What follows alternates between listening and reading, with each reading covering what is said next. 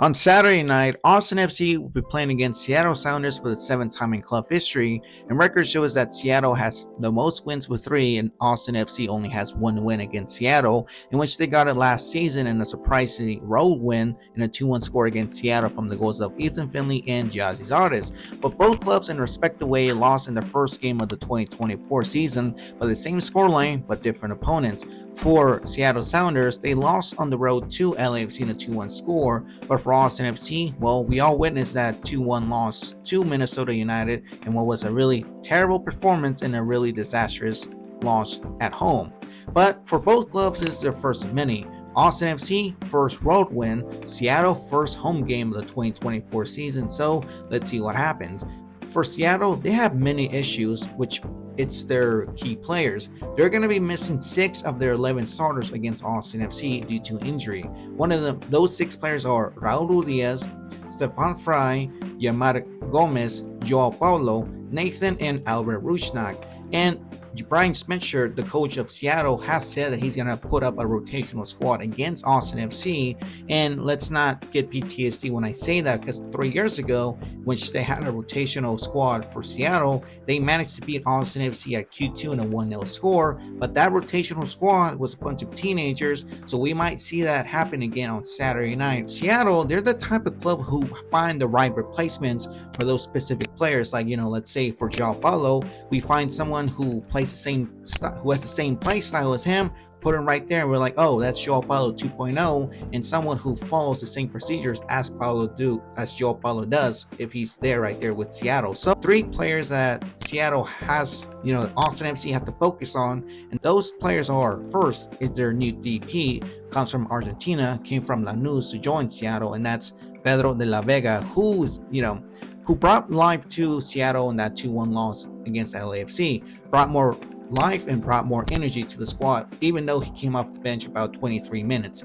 He is someone who also scored on his first game against LAFC, so he scored on his debut. And also, he is someone who completed it with most passes dribbling with 3, and he is someone who can be right there for ground duel, which is 4 out of 7, equaling to 57% of ground duels he'll win. So let's say Danny Pereira against Pedro de la Vega. Pedro de la Vega is going to win that, ground duel competition against Danny Pereira. Another player we have to focus on is Jordan Morris. We all know who this guy is. He is someone who's fast, and he is someone who's a huge threat when it comes to area moments. So let's say Cascante, who's the one who gets easily exposed due to his slow, how slow he is with his speed. I would say Cascante has to be ready at the right time when Morris is on the field, go up against him, and also Matt Hedges against Jordan Morris. And the other player is Christian Roldan. Roldan, who's a box-to-box midfield player and likes to have a good balance into the defense and the attacking side of Seattle Sounders. Again, if you want to focus on the box-to-box, it's going to be Christian Roldan, who's going to be right there at the right time for any action.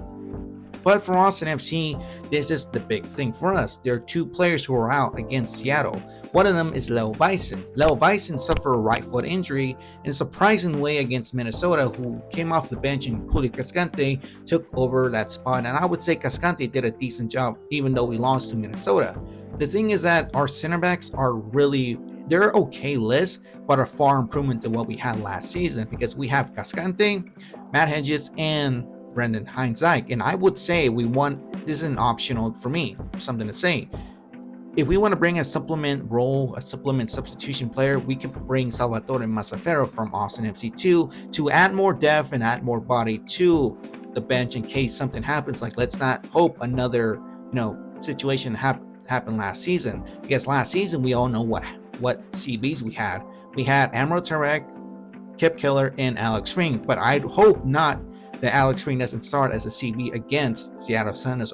Then here's the biggest one. Driussi is out and will not play against Seattle because he's still questionable about his right hamstring, but it was said that Josh Hoof said it was minor, but it's not a big deal. So he might not play against St. Louis after Seattle, so it's going to take some time for him to come back and heal from an irritation. But thing is, Austin FC doesn't have a best player. We thought Rigoni was the best player, but he wasn't. Owen Wolf, sorry about that, played in the 10. He doesn't have the same style as Driussi because he doesn't have that creativity and has that responsibility than what Driussi does as a 10, because he does not support Zardes because that loss to Minnesota, Owen Wolf every time was just going back and forth and focused mostly on the defense than the offense, which made us to say, like, why didn't Zardes do good? Well, Owen Wolf was the reason. So if we want a good midfield of this match against Seattle, I will put in Joka Valencia in the 5 to support our back 4 and just leave Dani Pereira to push up to support our front 3